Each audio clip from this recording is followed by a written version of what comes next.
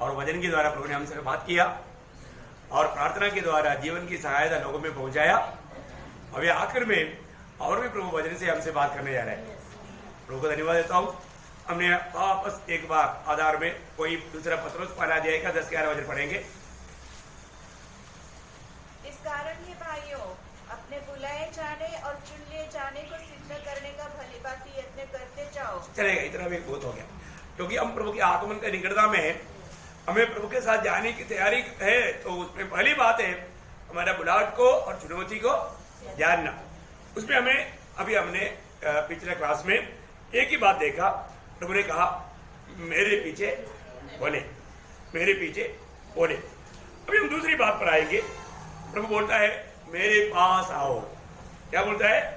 मेरे पास आओ, है ना। सबके लिए बुलाहट है। मत्ती 11 अध्याय का 28 वचन, माथियू 11:28।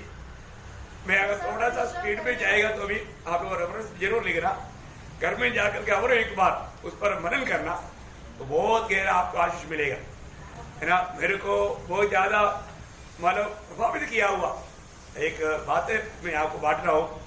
तो आपका भी जिनमें प्रभु महान कार्य करेगा मुझे आशा है। मत्ती 11 अध्याय का 28 वचन, ये सब परिश्रम करने वालों और बोझ से दबे हुए लोगों मेरे पास आओ, मैं तुम्हें विश्राम दूंगा। देखिए प्रभु सबको बुला रहे हैं, बहुत बड़ी बात है।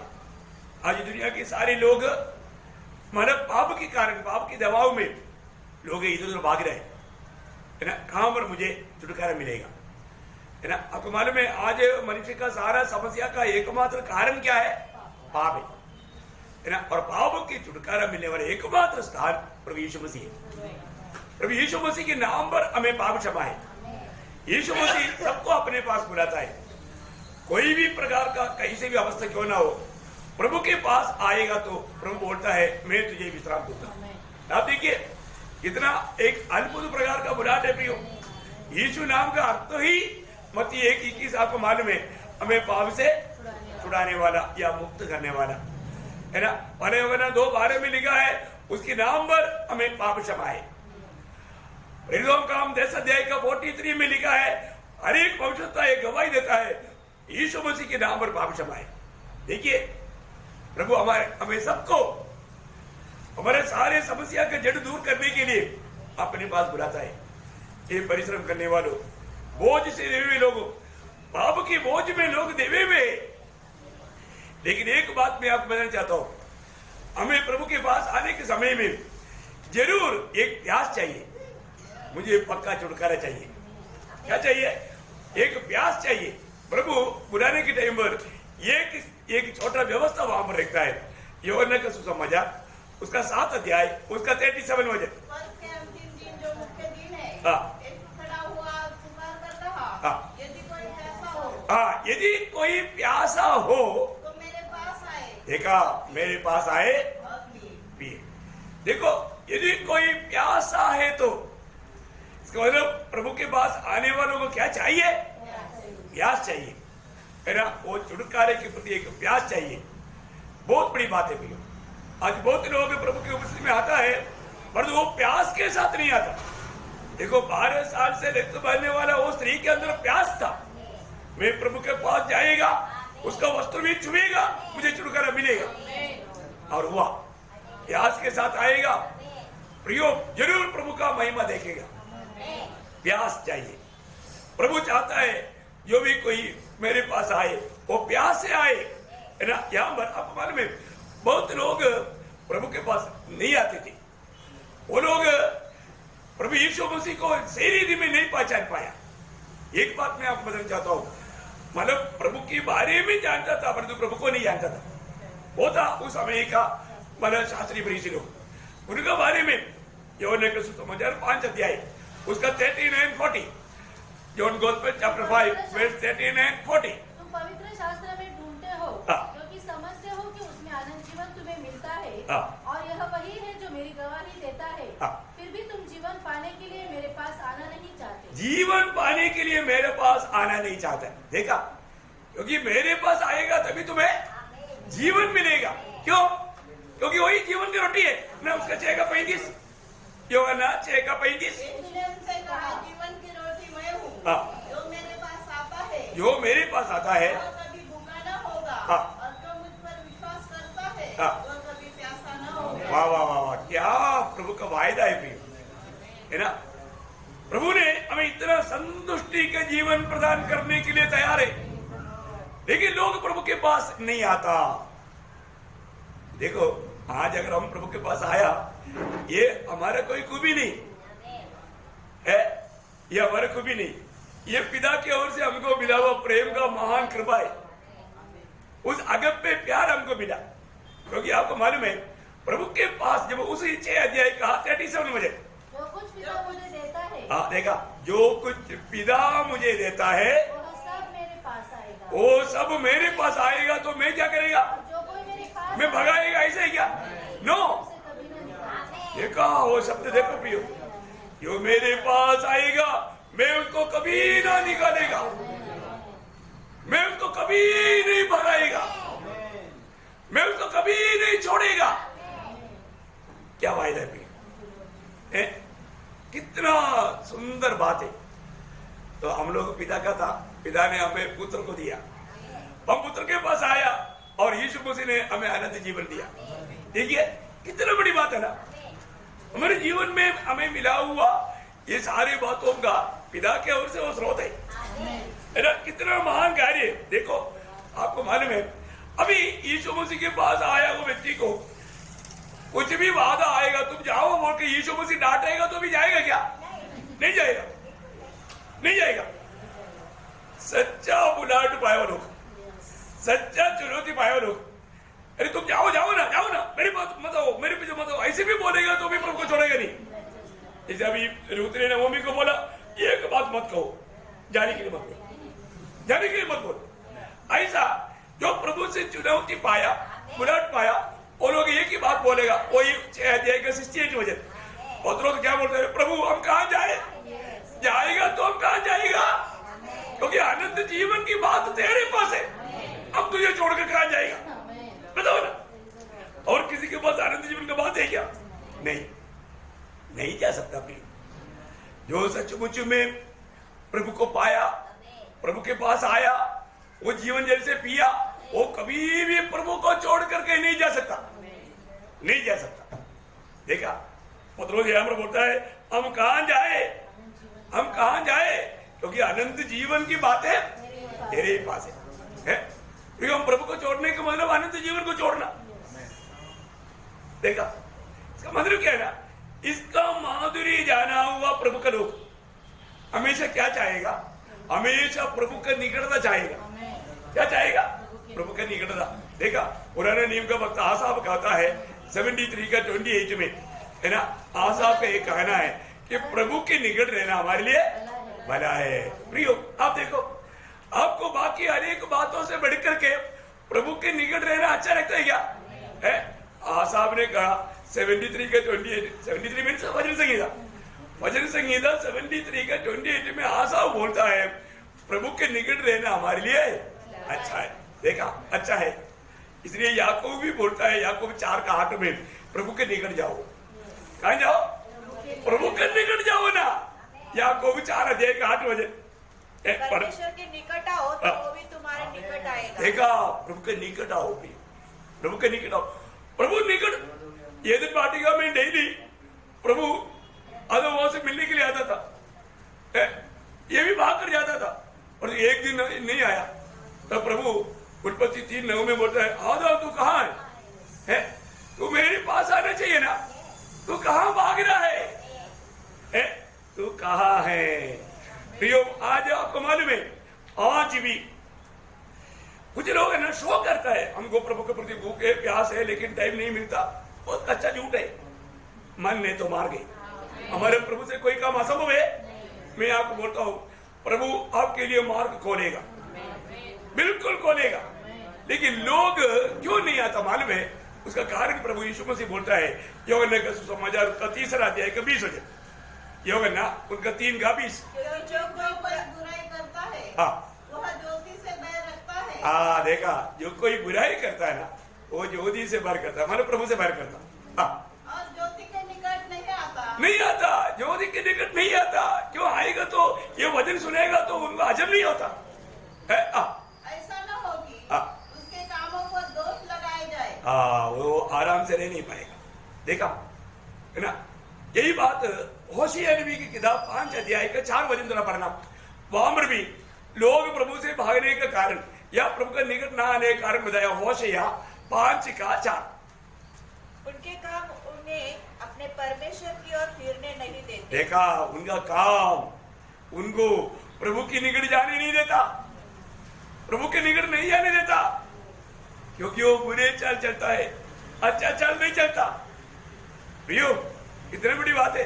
प्रभु की लोग कहलाना काफी नहीं प्रियो, तन मन से प्रभु से प्यार करने वाले एक कर्म चाहिए। बहुत बड़ी बात है। यहाँ पर प्रभु यीशु मसीह बोलता है, मेरे पास आओ, मेरे पास आओ। प्रभु के पास आएगा, उनको प्रभु कभी नहीं छोड़ेगा और प्रभु उनको अनंत जीवन देगा, है ना। प्रभु के पास आया, अनंत जीवन पाया हुआ, वो प्रभु को स्तुति करेंगे। हाँ प्रियो, प्रभु ने हमें अनंत जीवन दिया। दूसरा, अभी प्रभु ने तीसरा बात प्रभु ने क्या बोला? मुझसे सीखो। क्या बोला? मुझसे सीखो, है ना। मत्ती 11:29। मेरा जुआ अपने ऊपर उठा लो और मुझसे सीखो। हाँ, मेरा जुआ अपने ऊपर उठाओ और मुझसे सीखो। प्रियो, ये बहुत बड़ी बात है ना। प्रभु से हमें सीखना, रोज हमें प्रभु से सीखना। क्यों प्रियो? प्रभु की जैसा ज्ञानी कोई है क्या? नहीं नहीं नहीं। उसका ज्ञान का महत्व तो बोलेगा तो पड़ोसियों का पत्री उसका 2 अध्याय का 3 वचन में क्या लिखा मालूम है? यीशु मसीह में ज्ञान का सारा भंडार भरा हुआ है।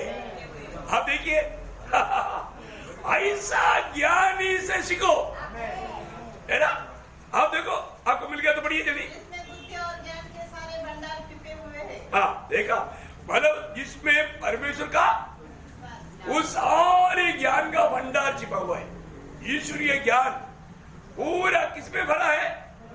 यीशु मसीह में। उससे हमें सीखना है? अभी जुआ लेने का अर्थ आपको मालूम है? जुआ लेने का अर्थ है कभी भी प्रभु को छोड़कर भाग नहीं जाएगा। जुआ लिया है तो आप प्रभु में, प्रभु के साथ बांधा हुआ है। Praise the Lord. आपने जुआ लिया है तो आप प्रभु के साथ बांधा हुआ है, इसलिए जुआ लेना है। हमें प्रभु से सीखना। क्या क्या सीखना है, इसका एक क्लास मैंने इससे पहले भी लिया है। मैं अभी यहाँ पर बाहर से बोलते जाऊंगा, वचन भी बोलूंगा, विषय बोलूंगा, लेकिन उसको पढ़ने के लिए टाइम नहीं, क्योंकि हमारा ध्यान के लिए ज्यादा टाइम चाहिए। इसलिए पहली बात हमें क्या सीखना चाहिए? प्रभु का भय मानना सीखना चाहिए, है ना। व्यवस्था विवरण 4 अध्याय का 10 वचन, है ना। भय मानना सीखना चाहिए। दूसरी बात, हमें भलाई करना सीखना चाहिए। क्या करना सीखना चाहिए?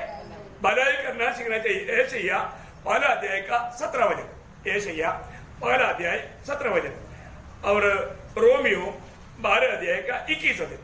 रोमियो 12 अध्याय का 21 वचन। गलातियों 6 का 9 वचन। गलातियों 6 का 9 वचन। और तीसरा बात क्या है? हमें धार्मिकता सीखना चाहिए। धार्मिकता सीखना चाहिए। ये सब प्रभु से सीखने वाली बातें हैं। एशिया 26 का 9 और 10 वचन। एशिया 26 उसका 9-10। और रोमियो 10 अध्याय का 3। रोमियो 10 अध्याय का 3 वचन। देखिए, चारों बात क्या है? उपदेश सीखना चाहिए। क्या चाहिए? उपदेश सीखना चाहिए। एशिया 29 का 24। एशिया 29 का 24। 1 तिमोथी 4 का 3। 1 तिमोथी 4 का 3। दूसरा पत्रोस 2 अध्याय का 1 वचन। दूसरा पत्रोस 2 अध्याय का 1 वचन। याकूब 3 का 1। याकूब 3 का 1। अभी आपको मालूम है, यीशु मसीह से उपदेश नहीं सीखेगा, यीशु मसीह की उपदेश में बना नहीं रहेगा तो क्या होगा? दूसरे यूहन्ना 9 से 11। दूसरे यूहन्ना 9 से 11। उनके साथ पिता भी नहीं, पुत्र भी नहीं। देखा, इसलिए प्रियो, उपदेश सीखना जरूरी बात है। मैं आपको बोलता हूँ, नासिक मंडली को मैं इतना क्लियर कट मसीह का उपदेश कई बार सिखाया है।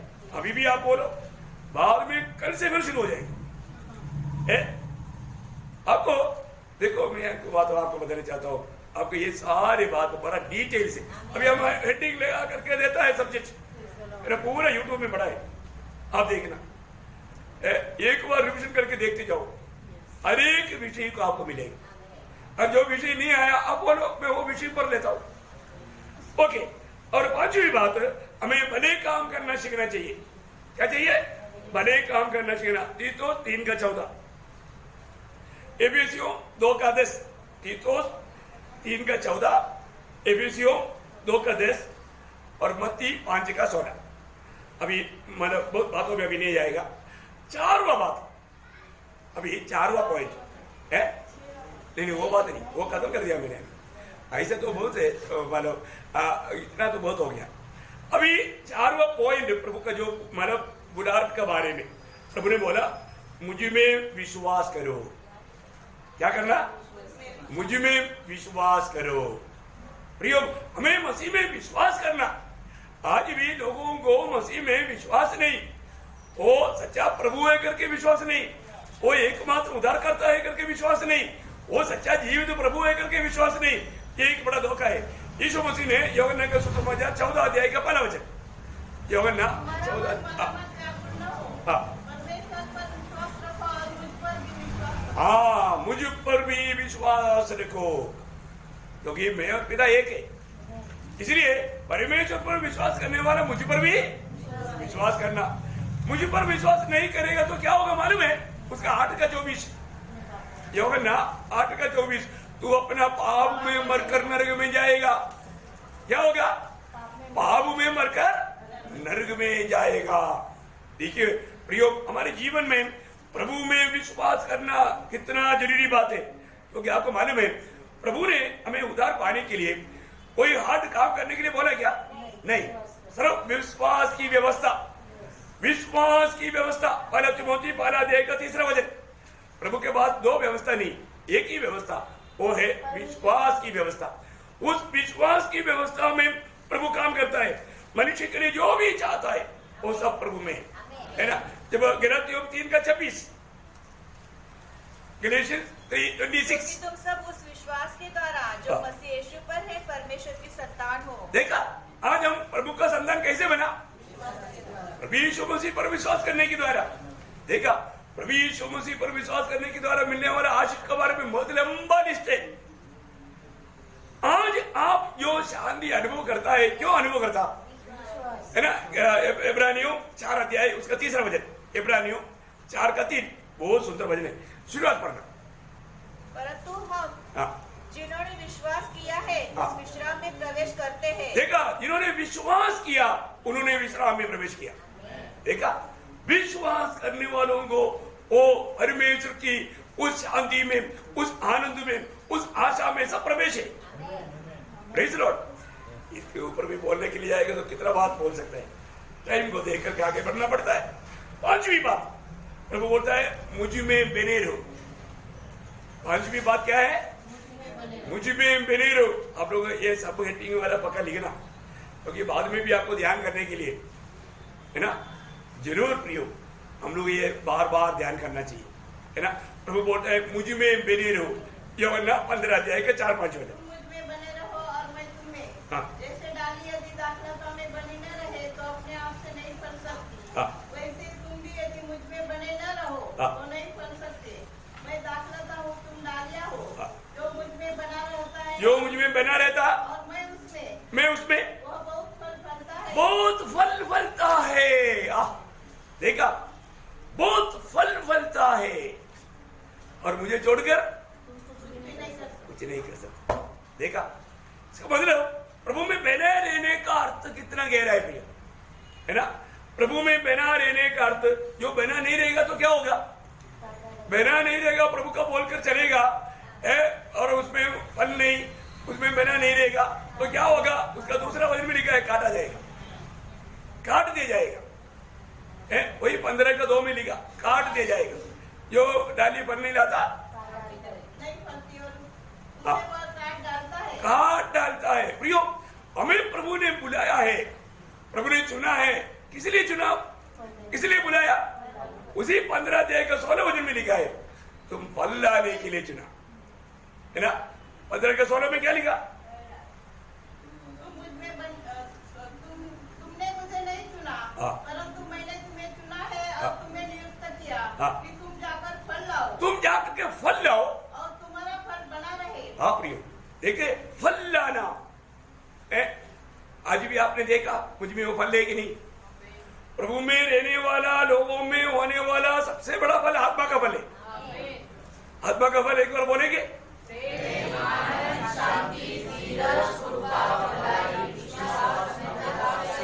अभी भी आनंद है, ये वचन सुनने में आनंद है प्रियो। ये एक फलदायी, अभी मैं प्रभु में बना रहता है कि नहीं, कैसे मालूम पड़ेगा? है ना, उसका 2-3 चिन्ह में आपको बताता हूं, है ना। प्रभु में बना रहेगा तो पहली बात है, मैं पक्का एक दूसरे से प्रेम करेगा। प्रेम करने वाला अनुभव है तो आप प्रभु में है ना।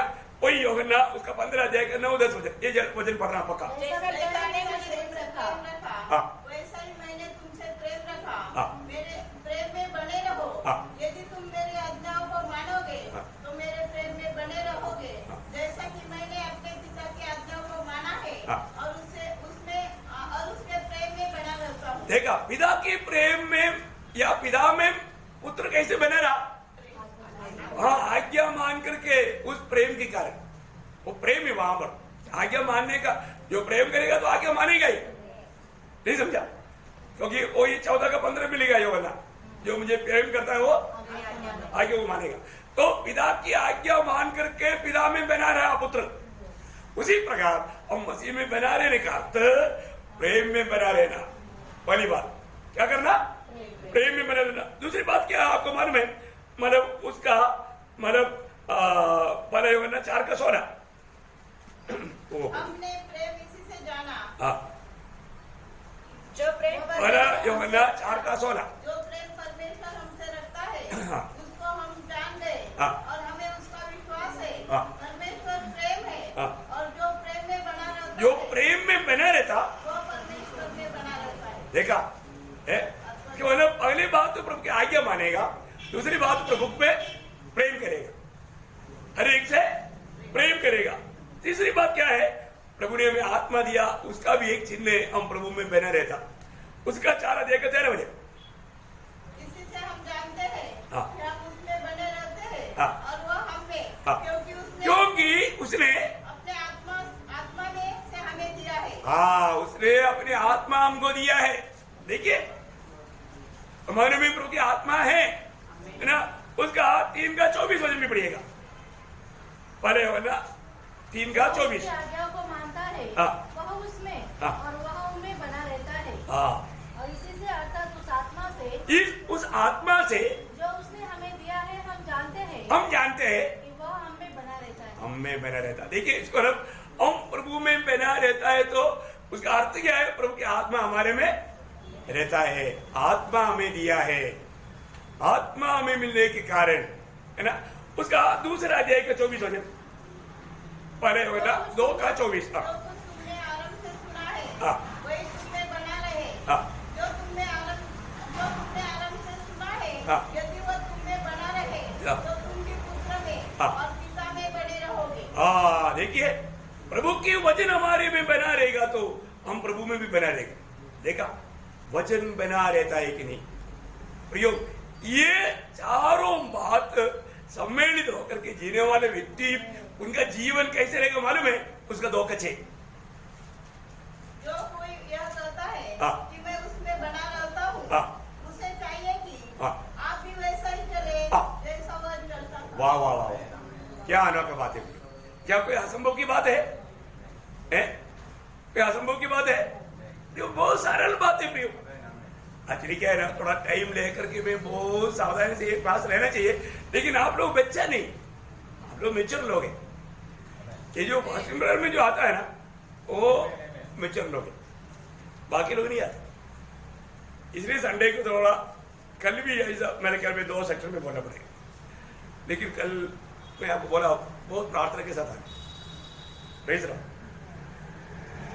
ये भी वजन आपको हजम हो रहा है ना? ओके, अभी ये 5 बात हो गया तो मैं एक बात आपको बताऊं, प्रभु कभी भी आलसी लोगों को नहीं बुलाता। प्रभु ने हार्ड वर्कर लोगों को बुलाया। प्रभु की सेवा के लिए जो भी दुनिया में दिया हुआ कामों में आप हार्ड वर्क कर रहा है कि नहीं, वो बात को देखा, इसके बाद में प्रभु बुलाता है। मतलब दुनिया में आपको मिला हुआ एक जो कार्य काम एक प्रकार का प्रभु के बुलाहट के लिए एक परीक्षा है, और तो बहुत लोगों ने वो बात नहीं जाना। तो आपको मालूम है मछली पकड़ने का काम है, मछली पकड़ने वाला काम एक बहुत बड़ा हार्ड काम है, और अब देखो आज के दिन में कुछ नहीं मिला तो कल भी जाएगा, एक हफ्ता नहीं मिला तो भी जाएगा। क्यों? क्योंकि वो तकता नहीं और उनको आशा है। ऐसा लोगों को प्रभु बुलाता है। आप देखिए अभी प्रभु में बुलाहट पाया हुआ लोगों का एक छोटा सा संक्षिप्त में एक छोटा सा बात बताते हुए जाऊंगा, मैं सारे वचन नहीं पढ़ाऊंगा। पहली बात एलीशा का बुलाहट। नंबर 1 व्यक्ति पुराने नियम में एलीशा वाला राजा 19 अध्याय उसका 19 से 21 तक का वचन में हम देखते हैं एलीशा 12 झुंड बैलों के साथ खेती में काम कर रहा था। अब वो 12वां नंबर में पीछे वो खड़ा है, मानो बाकी आगे के लोगों को तेजी भागना पड़ेगा क्योंकि ये बहुत तेज है। ये पीछे से वो आता है तो आगे वालों को भागना पड़ता है। इसी प्रकार 11 झुंड को बड़ा प्रोत्साहन देते हुए 12वां नंबर में रहकर के काम करने वाला महान परिश्रमी व्यक्ति था।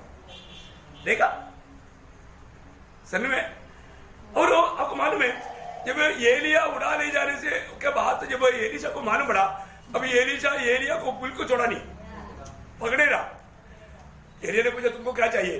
बोला जब प्रभु तुमको उड़ा कर ले जाएगा मुझे दुगुना सामर्थ चाहिए, मुझे दुगुना सामर्थ चाहिए। एलिया बोले ये तो बहुत कठिन बात बोला। ठीक है तुम अगर मैं उड़ा ले जाते वक्त तो तू मुझे देख लिया तो तुझे मिलेगा। तो इसलिए वो बिल्कुल उसके पीछे लगा रहा। उनकी यात्रा आपको मालूम है जब दूसरी राजा दूसरी अध्याय के 1 से 15 तक का वचन में वो बात लिखा है। और हम देखता है प्रियो बिल्कुल एलीशा एक हार्ड वर्कर था, दुगुना सामर्थ पाया, दुगुना सामर्थ पाया। मैं अभी ज्यादा उधर विस्तार में अभी बोलने की जरूरत नहीं क्योंकि आप लोग भागों को जानता है ना। उसने लोगों ने भी जाना उसका चाहिए तो उसका दूसरा अध्याय का 14-15 वचन पढ़िएगा। तब उसने एलिया की ये बात जो उस पर से गिरी थी पकड़कर जल पर मारी और कहा एलिया का परमेश्वर यहोवा कहाँ है? जब उसने जल पर मारा तो वो इधर उधर 2 भाग हो गया और एलीशा पार हो गया।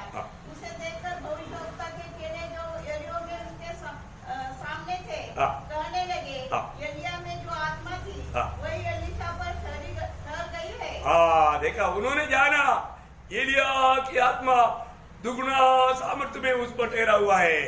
बहुत बड़ी बात है भाई। ओके ये एलीशा का बात। दूसरी बात मोशे के बारे में निर्गमन उसका 3रा अध्याय का 1 से 10 तक का वचनों में हम देखता है इत्रो का भेड़ बकरियों को चराते हुए वो चलते चलते होरेब तक आया और जलने वाले झाड़ को देखकर उसको निकट गया। प्रभु ने उसको बुलाया। बात मालूम है मोशे एक हार्ड वर्कर था। भेड़ों बकरियों को चराना एक हल्का काम नहीं। इधर उधर भागने की नहीं उसके पीछे भागते भागते निर्गमन 3रा अध्याय उसका 1 से 10 तक का वचन निर्गमन 3 का पढ़ने की जरूरत नहीं, मैं बताते जाऊंगा क्योंकि टाइम थोड़ा कम है ना। तो मोशा एक हार्ड वर्कर था इसलिए क्योंकि वो मेरा भेड़ बकरियों को चराने वाला काम में हार्ड वर्क चाहिए। एक सुस्त आदमी है तो जंगली जानवर ले जाएगा, तो एक अलर्ट व्यक्ति और एक हार्ड वर्कर था। तीसरा गिदियोन। प्रभु ने गिदियोन को बुलाया। न्यायियों की किताब 6 अध्याय का 11-12 वचन। न्यायियों 6 अध्याय 11-12। आपको मालूम है गिदियोन उस चक्र के पास में अभी गेहूं वाला काट रहा है, उसका दान अलग कर रहा है। वो बुद्धिमानी के साथ कर रहा है। फिलिस्तियों के हाथ में पड़ने नहीं दिया। वो उस समय में प्रभु आकर बोलता है हे वीर शूर सुरमा, देखा पराक्रमी, देखा पराक्रमी सुरमा। प्रभु उनके साथ रहा। वो एक हार्ड वर्कर था। दुश्मन को अपना फसल लेने नहीं दिया। बहुत होशियारगिरी का काम किया। ऐसा लोगों को प्रभु चाहता है। अलर्ट, विरोधी को बिल्कुल लेने नहीं देगा, ऐसा एक उल्लास। चौथी बात दावीद के बारे में भजन संगीता 78 का, नया लोग होने से मैं किताब में बोल रहा हूँ, 78 का 70 से 72 तक, भजन संगीता 78 का 70 से 72 यहाँ पर लिखा है, भेड़ बकरियों को चराने की उस भेड़शाला से प्रभु ने बुलाया। कहां से बुलाया? भेड़शाला से। आपको मालूम है दावीद के जीवन में भी क्या था? वो एक भेड़ को भी दुष्टों जानवरों को लेने नहीं देता। शेर आया, शेर के पीछे लेगा, देखा है वो कितना हार्ड वर्कर है, कितना विश्वासी योगी प्रभु का दास है। प्रभु ने अपनी सेवा के लिए लगाया, बहुत बड़ी बात है। पांचवा आमोस। आमोस कौन था? आमोस भी चरवाहा था। आमोस भी चरवाहा था। आमोस का किताब 7 अध्याय, उसका 14-15 वचन। आमोस 7 अध्याय 14-15 वचन। अब देखिए वहां पर आमोस भी बोलता है, मैं भेड़ बकरियों को चराते हुए चलने के समय में प्रभु ने मुझे बोला ये संदेश सुनाओ। प्रभु ने मुझे पकड़ा, प्रभु ने मुझे नियुक्त किया, इसलिए मैं प्रभु का वाणी सुनाता हूँ। ठीक है, कितनी बड़ी बात है भैया, है ना? हार्ड वर्क करता। भेड़ बकरियों को चराने वाला काम एक बड़ा हार्ड वर्क है ना? और हम देखते हैं कि चले लोगों को भागा पढ़ना बहुत अच्छी बात है, क्योंकि आपको मालूम है चले लोग, अधिकतर लोग कौन था? मछली पालने वाला था। मरकुस का सुसमाचार उसका पहला अध्याय, उसका 16 से 20 तक का वचन जल्दी पढ़िए। गलील के झील के किनारे किनारे जाते हुए उसने शमौन और उसके भाई अंद्रियास को झील में जाले डालते देखा, क्योंकि वे मछुए थे। यीशु ने उनसे कहा, मेरे पीछे आओ, मैं तुमको मनुष्यों के मछुए बनाऊंगा। वे तुरंत जालों को छोड़कर उसके पीछे हो लिए। कुछ आगे बढ़कर उसने जब्दी के पुत्र याकूब और उसके भाई यूहन्ना को नाव पर जालों को सुधारते देखा। उसने तुरंत उन्हें बुलाया और वे अपने पिता जब्दी को मजदूरों के साथ नाव पर छोड़कर उसके पीछे हुए। देखा, यहाँ पर हम देखते हैं कि चेले लोग भी सब हार्ड काम करने वाला था। आपको मालूम है प्रियो, मछली पकड़ना है तो वो व्यक्ति को चिपना पड़ता है, तभी मछली मिलेगा। हम मसीह में चिप जाने के, यीशु मसीह सिर्फ दिखाई देगा। ऐसे लोगों को प्रभु चाहता है। बहुत आत्मिक गहरी बात, उसके अंदर बहुत कुछ बात है, लेकिन मैं एक बात आपको बताना चाहता हूँ। वहां पर भी हम देखता है कि मानव सागर से लटक कर मछली पकड़ करके जीवन बिताने वाले लोग थे, हार्ड वर्कर्स थे। और सातवां बात पौलुस कौन था? मसीह लोगों को सताने वाला, मतलब जाना हुआ सच्चाई के लिए जान देने के लिए तैयार था। ऐसा व्यक्ति था, जाना हुआ सच्चाई के लिए, इसलिए प्रभु ने उसको चुना। प्रेरितों 9:4, उसका 15-16 आप रेफरेंस लिखिएगा, क्योंकि आपको सब मालूम है, मैं उसको पढ़ाने की जरूरत नहीं। और उसका 1 तिमोथी 1 अध्याय का 12-13 वचन, है ना? प्रभु ने विश्वासियों की जानकर प्रभु ने और उसको बुला करके अपनी कामों में सेवा में ले गया। ये था मतलब प्रभु बुलाने वाला लोगों का एक खूबियत, एक सविशेष था। अभी बुलाए हुए लोगों को खास 3 जिम्मेवारी है, वो भी बोल करके मैं खत्म करेगा, है ना?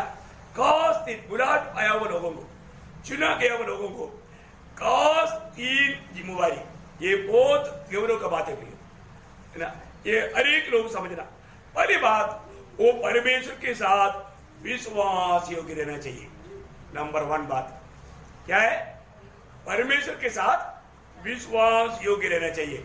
मत्ती 25 का 21, उसका 23, प्रकाशित वाक्य 2 का 10, प्रकटीकरण 2 का 10, और भजन संगीता 101 का 6, भजन संगीता 101 का 6 लिख पाया? वापस बोलो। मत्ती 25 का 21 और उसका 23 और प्रकाशित वाक्य 2 का 10 और 101 का 6, 101 का 6। ओके। दूसरी बात, अपने आप को एक पवित्र जीवन बिताने का समर्पण चाहिए।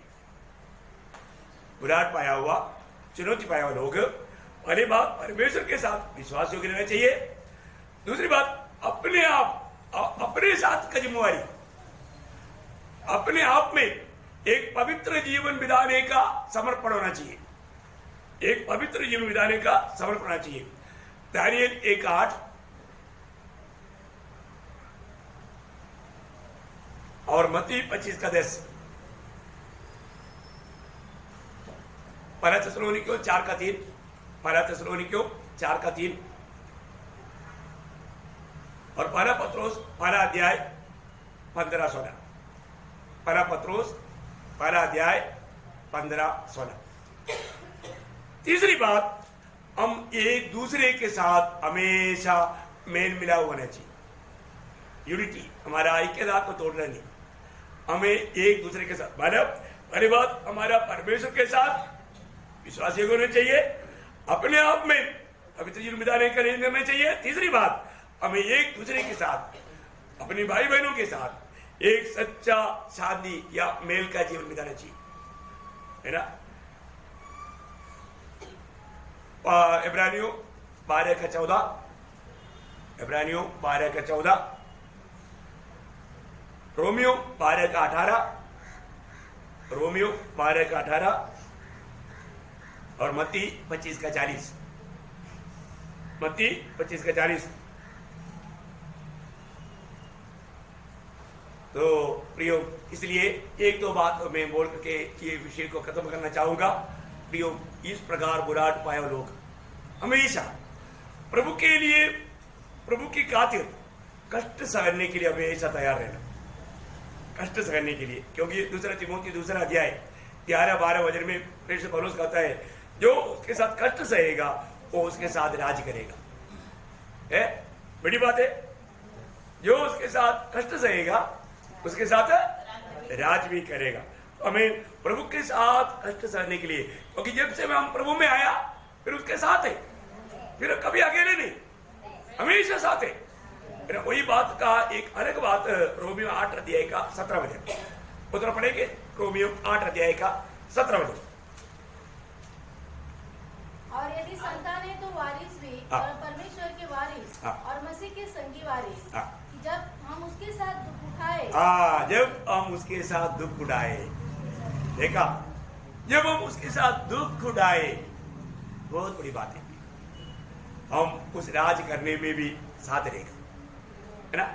और एक बात बोलकर खत्म करूंगा कि परमेश्वर के लिए, उसके राज्य के लिए जो भी आपने अगर कष्ट सहा है तो कभी दुखी नहीं बनना, है ना। कई बार पवित्र लोग जाने अनजाने प्रभु में होते हुए भी कष्ट आने के टाइम पर दुखी बन जाता है, कभी दुखी नहीं होना। फिर मैंने पिछले दिन में भी आपको बताया, हमारा प्रभु सर्वज्ञानी है, उसके जाने बिना मेरे और आपके जीवन में कुछ भी नहीं होगा, ये बात आप जरूर जानना। वो हमारा पिता है, वो हमारे जीवन में होने देगा, वो हमारा भलाई के लिए, वो आनंदता के लिए। ये 2 वचन पढ़ करके हम समाप्त करेगा।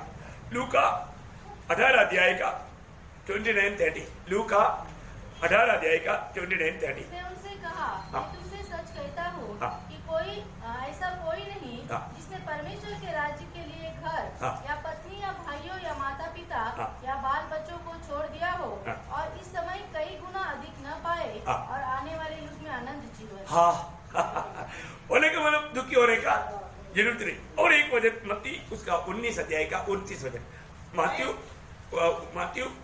19 मेहंदी उसका 29। और जिस किसी ने घरों या भाइयों या बहनों या पिता या माता या बाल बच्चों या खेतों या मेरे खेतों को और मेरे नाम के लिए छोड़ दिया है, उसको 100 गुना मिलेगा और वो अनंत जीवन का अधिकारी होगा। तो रोते रहना चाहिए हमें कितना खुशी बनना चाहिए। ये सब हमारे प्रभु यीशु मसीह ने हमें दिया वो वायदा है। प्रियो, हमारे प्रभु विश्वास योग्य, हमें बुलाने वाला परमेश्वर विश्वास योग्य।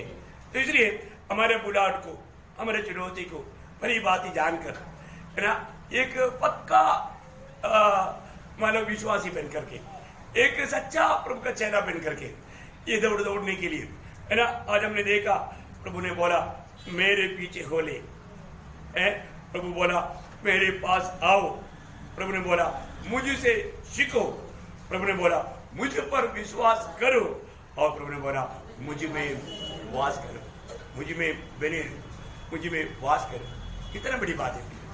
आज हमें अपने जीवन को परखना है, प्रभु का वचन के आधार में मैं वास्तव में इन सारी बातों में अच्छा समझने करके प्रभु को महिमा देने वाला एक जीवन बिता पा रहा है कि नहीं, अपने आप को ध्यान से परखे एक अच्छा समर्पण के साथ एक विजय जीवन बिताने के लिए ये वचनों के द्वारा प्रभु सबको सहायता करे, प्रभु को सारा महिमा मिले।